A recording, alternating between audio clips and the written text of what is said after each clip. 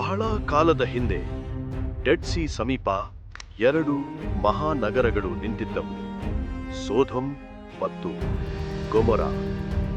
ಸಂಪತ್ತು, ಆನಂದ, ವೈಭವ, ಹರ್ಷ ಎಲ್ಲವೂ ಅಲ್ಲಿತ್ತು. ಆದರೆ ಆ ಹೊರಗಿನ ಸುಂದರತೆಯ ಹಿಂದೆ ಕತ್ತಲೆ ಆಳವಾಗಿ ನೆಲೆಸಿತ್ತು. ಪಾಪವು ಬೀದಿಗಳಲ್ಲಿ ಆಳುತ್ತಿದ್ದಿತು.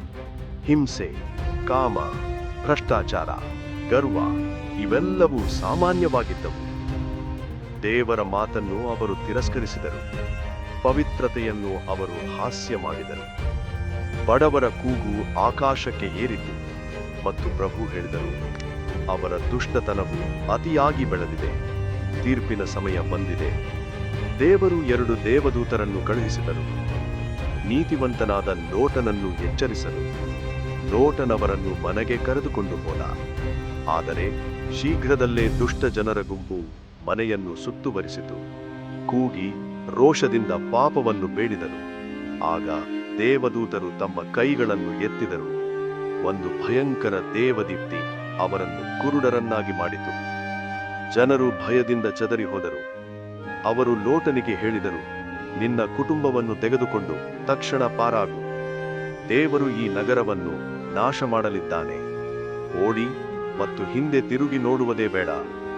ಬೆಳಗಿನ ಹೊತ್ತಿಗೆ ಗಾಳಿ ಗರ್ಜಿಸಿತು, ಭೂಮಿ ಕಂಪಿಸಿತು, ಆಕಾಶ ಕತ್ತಲಾಯಿತು. ಆಮೇಲೆ ಆಕಾಶದಿಂದ ಬೆಂಕಿ ಮತ್ತು ಗಂಧಕ ಸುರಿತು. ನಗರ ಬೆಂಕಿಯಲ್ಲಿ ಮುಳುಗಿತು. ಗೋಪುರಗಳು ಕುಸಿದವು. ಕೂಗಾಟಗಳು ಹೊಗೆಯಲ್ಲೇ ಮಾಯವಾದವು. ಕೆಲವೇ ಕ್ಷಣಗಳಲ್ಲಿ ಅದು ಬೂದಿಯಾಯಿತು. ಆದರೆ ಲೋಟನ ಹೆಂಡತಿ ಹಿಂದೆ ತಿರುಗಿ ನೋಡಿದಳು. ತನ್ನ ಹಳೆಯ ಬದುಕನ್ನು ಬಿಡಲಾರದೆ ಅವಳು ಉಪ್ಪಿನ ಸ್ತಂಭವಾಗಿ ಮಾರ್ಪಟ್ಟಳು. ಶಾಶ್ವತ ಎಚ್ಚರಿಕೆ. ಲೋಟನ ಮತ್ತು ಅವನ ಪುತ್ರಿಯರು ದೂರದ ಬೆಟ್ಟದಲ್ಲಿ ನಿಂತು ಕಣ್ಣೀರು ಹಾಕಿದರು.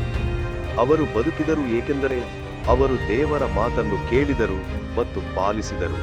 ಸೋಧಮ್ ಮತ್ತು ಗೊಮೊರ ಕೇವಲ ಇತಿಹಾಸವಲ್ಲ, ಇದು ನಮ್ಮ ಕಾಲಕ್ಕೆ ದೊಡ್ಡ ಎಚ್ಚರಿಕೆ. ಪಾಪ ನಾಶ ಮಾಡುತ್ತದೆ. ದೇವರು ರಕ್ಷಣೆಗಾಗಿ ಮಾರ್ಗ ಮಾಡಿಕೊಟ್ಟಿದ್ದಾರೆ.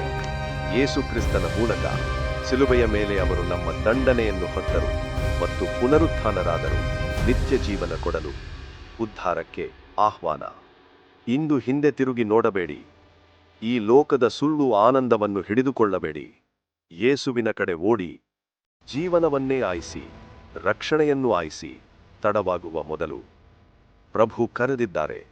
ನೀವು ಉತ್ತರಿಸುತ್ತೀರಾ?